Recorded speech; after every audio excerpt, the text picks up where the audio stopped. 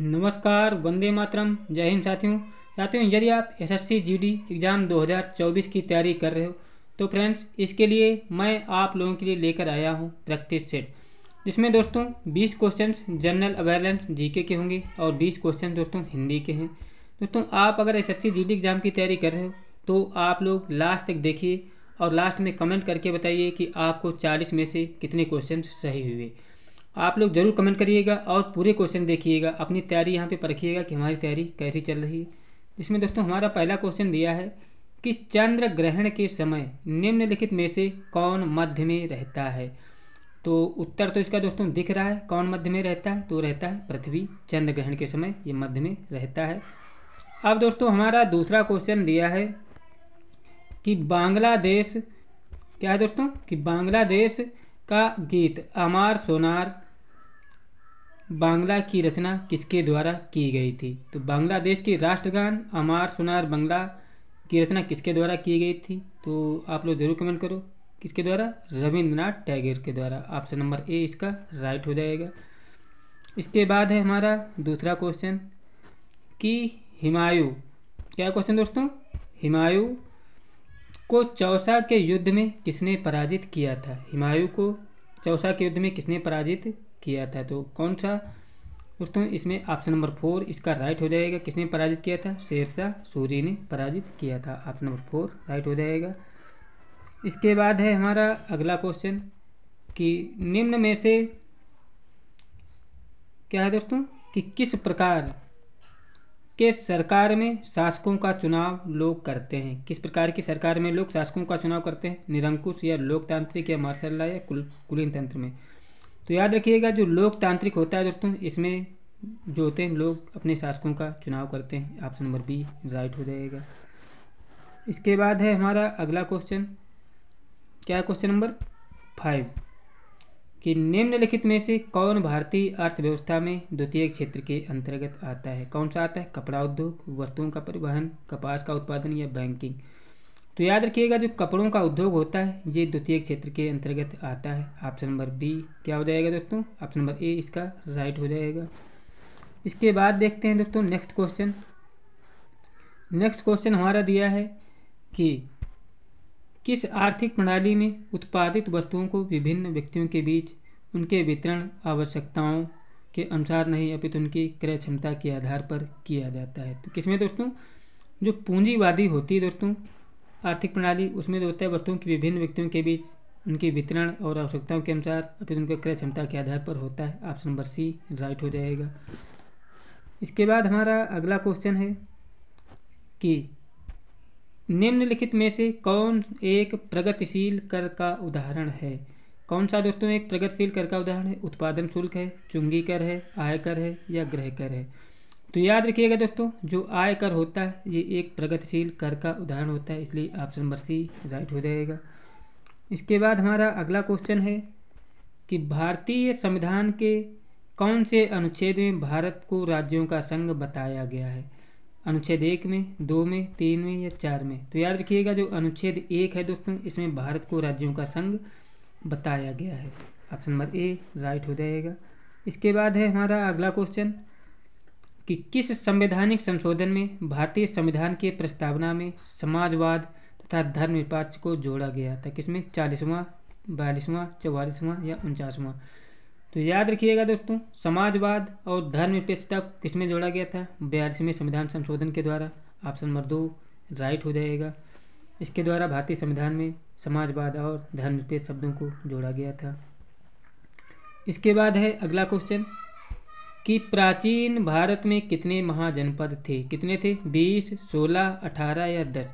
तो याद रखिएगा प्राचीन महाजनपद में कितने थे दोस्तों, 16 महाजनपद थे प्राचीन भारत में। ऑप्शन नंबर ई राइट हो जाएगा। इसके बाद हमारा अगला क्वेश्चन है कि निम्नलिखित राज्यों को उनके शासन के कालानुक्रम अनुसार लगाएं। तो दोस्तों कालक्रम के अनुसार इनको लगाना है। तो पहले नंबर में क्या है, पहले नंबर में दोस्तों क्या है, खिलजी। खिलजी वंश दोस्तों पहले था, खिलजी के बाद तुगलक और फिर ACB। दोस्तों क्या हो जाएगा इसमें, ACB। पहले खिलजी था फिर तुगलक, उसके बाद कौन सा है, लोधी आया था। याद रखिएगा क्या हो जाएगा, ACB। ऑप्शन नंबर कौन सा दृश्य है? ऑप्शन नंबर ए इसका राइट हो जाएगा। अब देखते हैं क्वेश्चन नंबर दोस्तों 12। क्वेश्चन नंबर 12 क्या दिया है कि निम्नलिखित में से कौन सी एक नकदी फसल नहीं है? कपास, मूंगफली, चाय और ज्वार। कपास, मूंगफली, चाय और ज्वार में दोस्तों कौन नकदी फसल नहीं है? तो याद रखिएगा दोस्तों, जो ज्वार है यहाँ पे क्या है? ये नकदी फसल नहीं है दोस्तों। ये कैसी फसल है? ये एक खरीफ की फसल है। इसके बाद है अगला क्वेश्चन कि पृथ्वी की सतह का कितना हिस्सा जल से ढका हुआ है? कितना हिस्सा दोस्तों जल से ढका हुआ है? 1/3, 1/4, 2/3 या आधा? तो याद रखिएगा दोस्तों, 2/3 हिस्सा जो है पृथ्वी का वो क्या है? जल से ढका है। ऑप्शन नंबर सी राइट हो जाएगा। इसके बाद है अगला क्वेश्चन, क्वेश्चन नंबर 14 कि ओलंपिक खेलों में 2 पदक जीतने वाली प्रथम भारतीय महिला कौन है? कौन है दोस्तों? वो है साइना नेहवाल। ऑप्शन नंबर, साइना नेहवाल ने दोस्तों पीवी सिंधु है। ऑप्शन नंबर 4 इसका राइट हो जाएगा। ओलंपिक खेलों में 2 पदक जीतने वाली भारतीय महिला।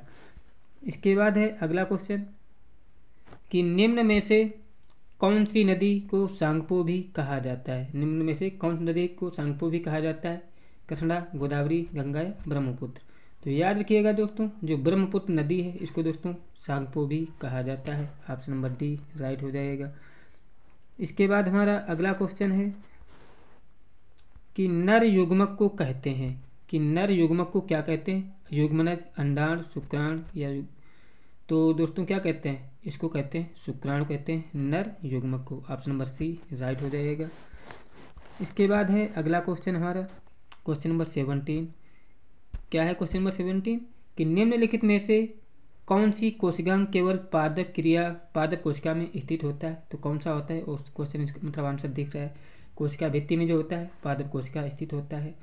डैश डैश सूर्य के प्रकाश को 7 वर्णों में विभाजित करता है। सबको पता होगा कि अवतल लेंस, उत्तल लेंस, प्रिज्म या अवतल दर्पण। तो याद रखिएगा जो प्रिज्म होता है दोस्तों, ये सूर्य के प्रकाश को 7 रंगों में क्या करता है? विभक्त करता है। इसके बाद हमारा अगला क्वेश्चन है कि किस तापमान पर जल जो होता है जलवाष्प में परिवर्तित हो जाता है? किस तापमान पर होता है? ये होता है दोस्तों 373 केल्विन पर जल होता है दोस्तों जलवाष्प में परिवर्तित हो जाता है। इसके बाद जीके का हमारा दोस्तों लास्ट क्वेश्चन है कि निम्नलिखित में से कौन एक आउटपुट डिवाइस है? आउटपुट डिवाइस दोस्तों कौन कौन है यहाँ पे? जो स्पीकर है और प्लाटर है। स्पीकर और प्लाटर दोस्तों क्या है? ये आउटपुट डिवाइस है, इसलिए क्या हो जाएगा? ऑप्शन नंबर सी राइट हो जाएगा। ये दोनों क्या है? आउटपुट डिवाइस हैं। अब दोस्तों इसके बाद हिंदी के क्वेश्चन शुरू होंगे, आप लोग हिंदी भी जरूर देखिएगा। दिया है आप अगर दोस्तों आप ये डाउनलोड करना चाहते हो तो मतलब SSC.Study से इनको डाउनलोड भी कर सकते हो। दिया है कि प्रशंसक का विलोम शब्द क्या होता है? निंदक होता है, कटु या अंधकार या समीक्षक? तो याद रखिएगा उत्तर दिख रहा है, इसका क्या होता है? निंदक होता है प्रशंसक का विलोम शब्द। इसके बाद है अगला क्वेश्चन कि डैश डैश कि वर्तमान डैश डैश में भी महात्मा गांधी के विचारों के महत्व कम नहीं होता है। तो देख वर्तमान यहाँ पे क्या भरा जाएगा दोस्तों? कार्यकलापों ने संदर्भ, वर्तमान संदर्भ में भी महात्मा गांधी के विचारों का महत्व कम नहीं होता है, इसलिए क्या हो जाएगा? ऑप्शन नंबर 4 राइट हो जाएगा।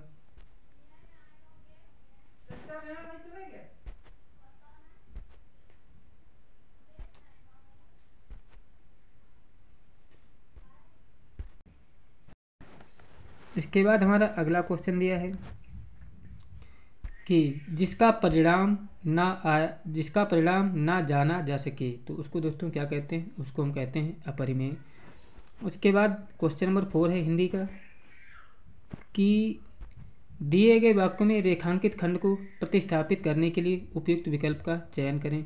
कि तुम्हारी बात बहुत ही तकलीफ देने वाली है, तो क्या होगा? कष्टसाध्य, कष्टभावी, अकृष्टीय, कष्टदायी। तो यहाँ पे दोस्तों क्या होगा? तकलीफ देने वाली को मतलब कष्टदायी है, याद रखिएगा। इसके बाद हमारा अगला क्वेश्चन है कि क्वेश्चन नंबर 5 कि तलवार की धार पर चलना मुहावरे का सही अर्थ है। तलवार की धार पर चलना मुहावरे का सही अर्थ क्या होता है?